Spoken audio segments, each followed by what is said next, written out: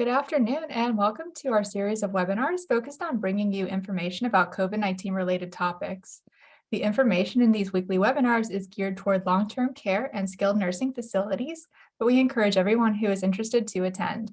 Today, we will be discussing the Centers for Medicare and Medicaid Services Critical Element Pathways for Infection Prevention.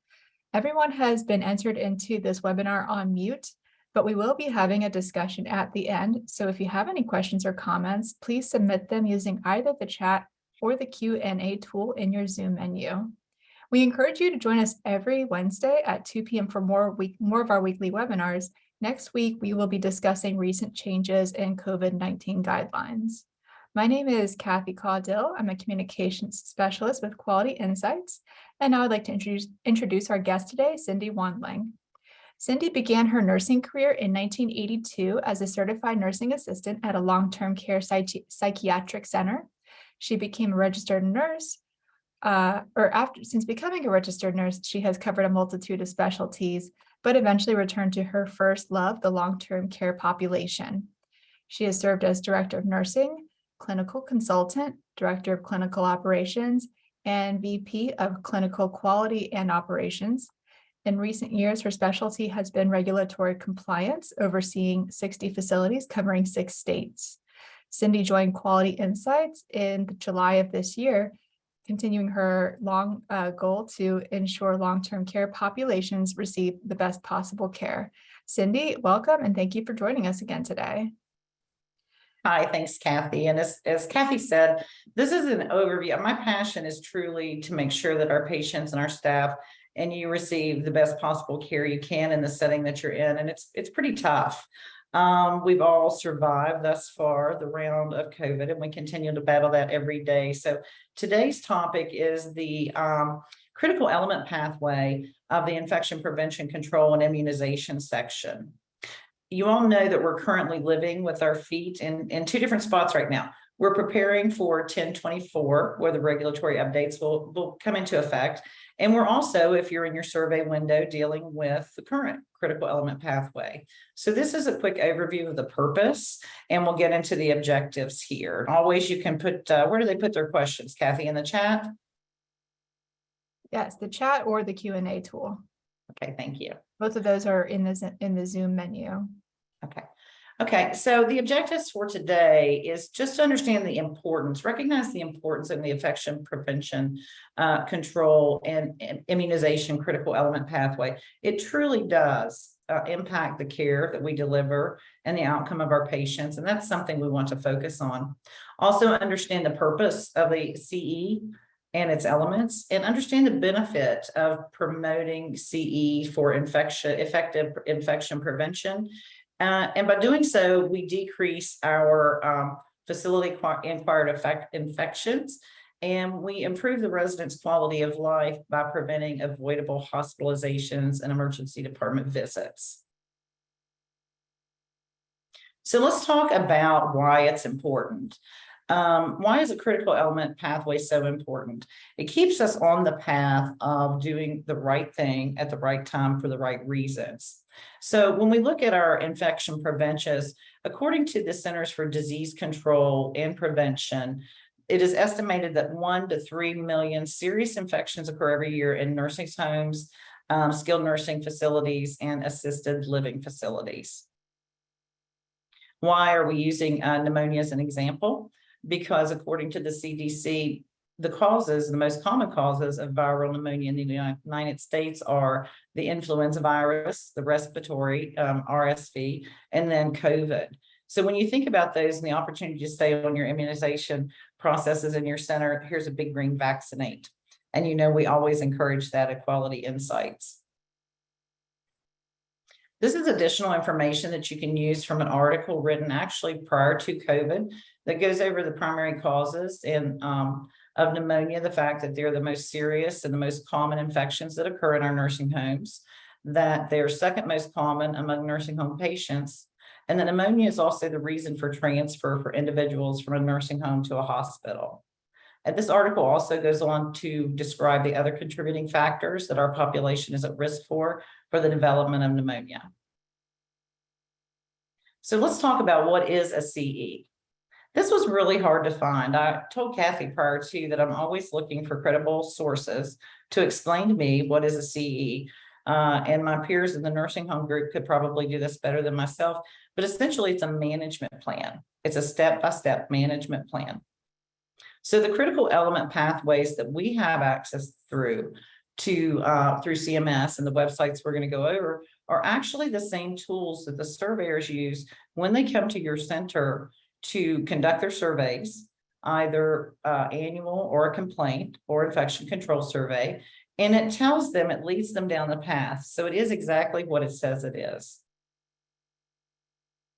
So I said earlier, we're really working with 1 foot in now, today, and then we're preparing for October 24th, where we'll be in our revised long-term care surveyor guidance. So here on this page, we put links you can see in the first 2 bullet points. If you were to be surveyed, if your survey window is tomorrow, you would want to look at the critical element pathway that can be found on the CMS website today.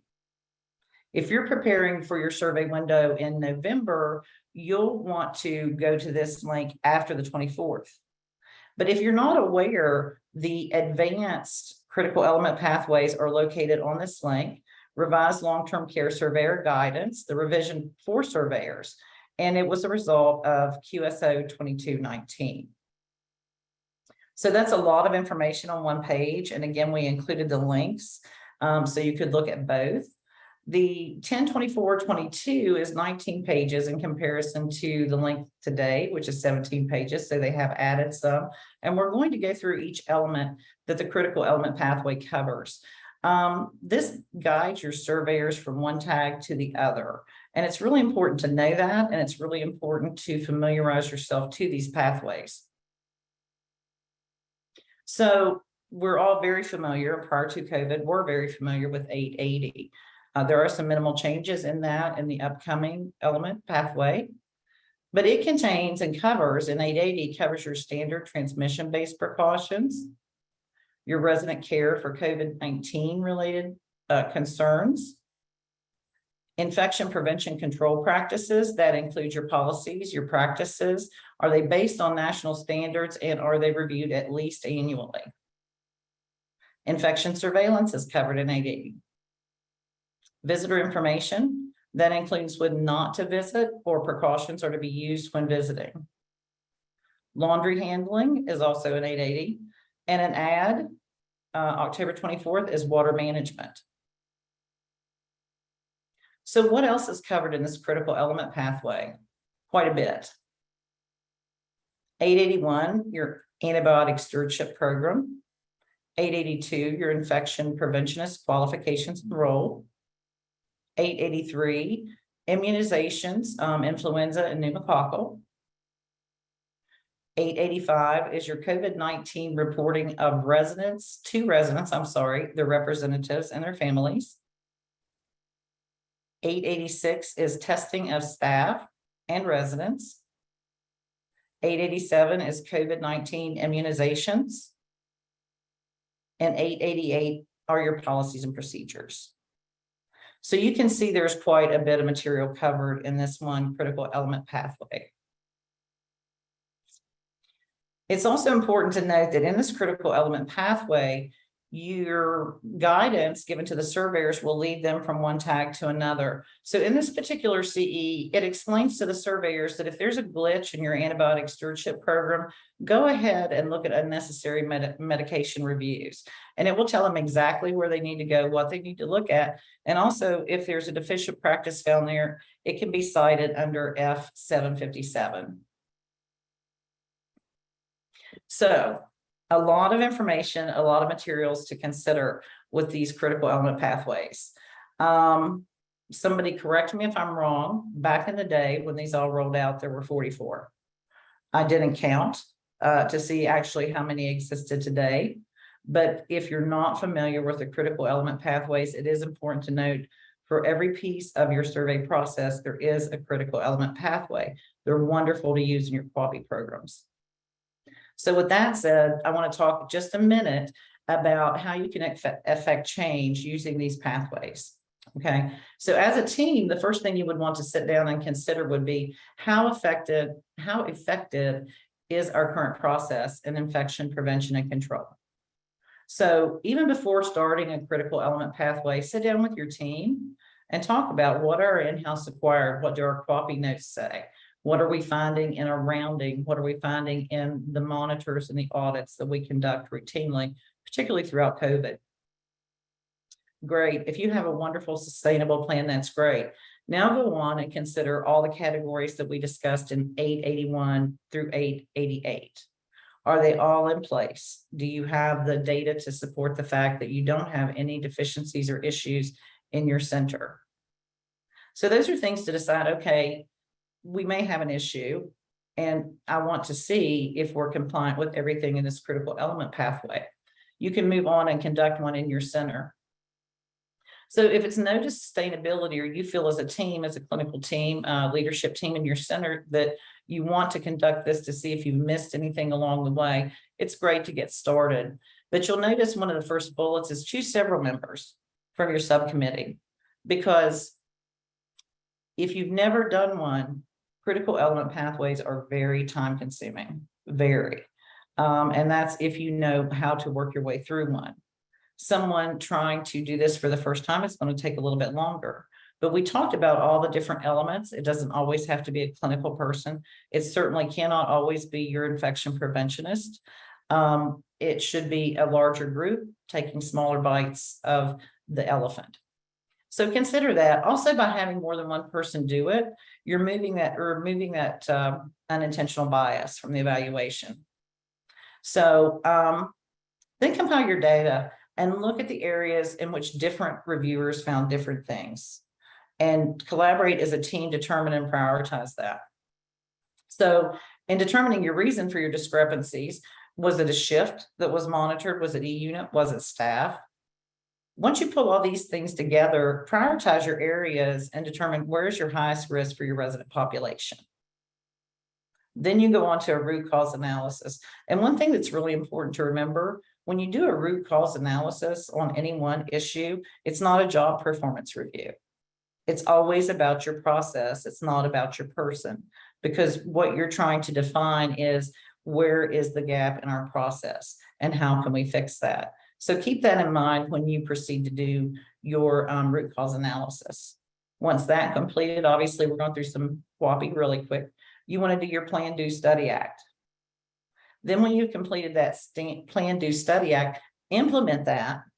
You may have more than one actually that you want to do. But again, manage it in pieces that you can handle with the staffing you have and the center that you have, with the patients and the residents that you have. So when you do that and you've implemented a process, you want to continue your audit process until you're sure that it's changed in your center's culture. Not just we're good for 3 months, now we don't have to audit anymore. You want to make sure that it's a culture change in your building that's sustainable, that provides you the best possible outcomes. That was really quick. So we're to questions. Kathy, do we have any questions? Yeah, that was pretty quick. There's no questions so far, but I was gonna get those links into the chat. Let's see.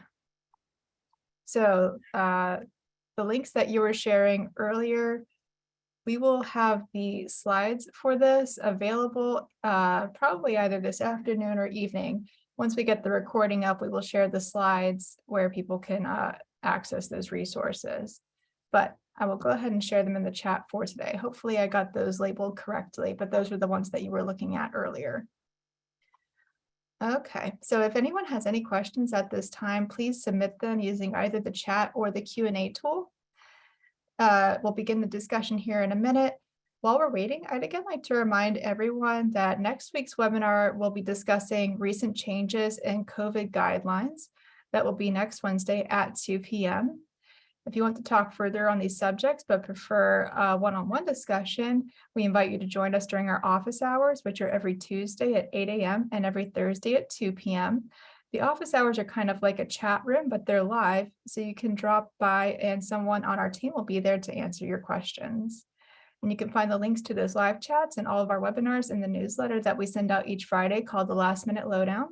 If you would like to receive that newsletter but don't think you're on the mailing list, you can email me at caudill@qualityinsights.org and I'll get you on that list. And I will also drop my email and Cindy's email in the chat here shortly. And I will also be emailing the recording for this webinar and these slides here to everyone who registered for this webinar. So if anyone here was interested in getting a copy of that, you will be receiving that probably tomorrow or the day after. Cindy, I'm not seeing any questions so far. Let's see, in either the chat or the Q&A box. Another option, if people want to be able to ask their question out loud, you can raise your hand and I will allow you to talk to be able to just put your question in that way. So we did have a question that just popped in. So what do you suggest that we do if things do not meet the expectation of the pathway? You take, when it doesn't meet the expectations of the pathway, you can safely assume, and we have some other teammates on here if they want to pop in, but you can safely assume it's not going to meet the expectations of your survey team either. If you've not seen a critical element pathway, Kathy, can I pull that up? I know we didn't plan on it. And you know my skill set with sharing, so I don't know. If you want, I can share it. I have a couple of these pulled up here. If you could, because part of the critical element pathway is what it does. It tells the surveyor if they're compliant and check, proceed. If they're not, cite 880, 881, 885, whichever one, and will actually lead. So I think it's important that we show folks who haven't seen that snippet. And that's a good question. I would absolutely get into QIN-QIO mode if I found a deficient practice to determine the root cause analysis, and then work with the Plan, Do, Study, Act and be able to show the survey team we've self-identified this issue. This is our plan and this is our outcome. So you've already got all your plans in place. And if you have any other questions after, I know I flew through that because I stuttered so much and I apologize, but if you do have any questions, please don't hesitate to reach out to my email. So I'm going to stop sharing. Actually, I think, our resources are large. A lot of information here, but a lot of websites. So that's part of the PowerPoint presentation as well. So I'm going to stop sharing so Kathy can show you one and we can actually get to that particular piece of the critical element pathway. All right, so I've got two tabs here. This is the one where we can find links to the upcoming guidelines. And this is the link to where you can find the current guidelines. Which one did you want me to pull up? Pull up one of today's, because I think it's interesting to point out to the crew, if you're looking for a critical element pathway for today, that you would be surveyed on tomorrow, it is found under survey resources with staff vaccinated vaccine documents. So and they pulled this zip file. Long-term care pathways, and you see how many there are. Lots of pathways. Right. And we're talking about this one here. Yeah.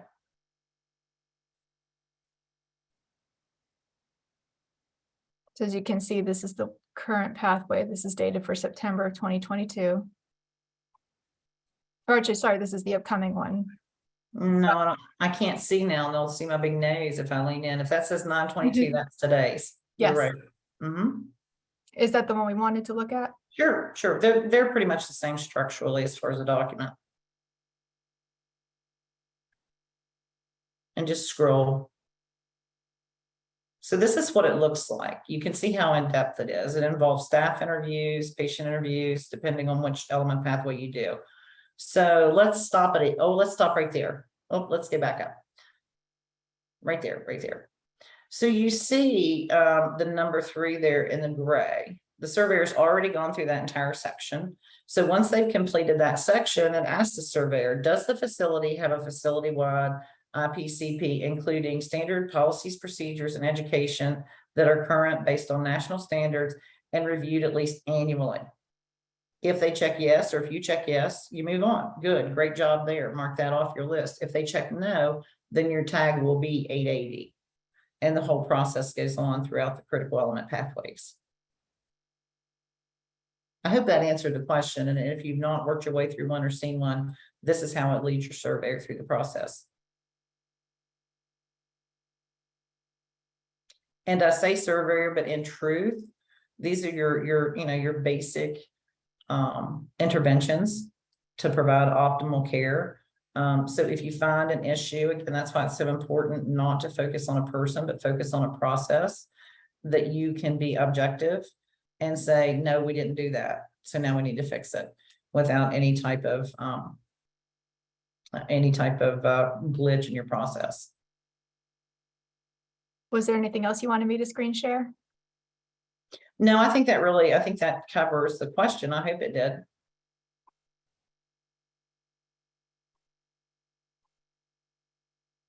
Okay, we'll give this just another minute.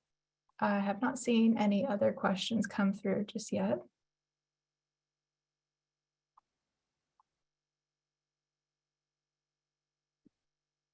Did you have anything else you wanted to wrap up with, Cindy? No, I just want to tell you all how much I thank you for participating in these. I think that the nursing home team does a lot of work to put into these, and I really appreciate the team and what they put out for the centers. I hope you take advantage.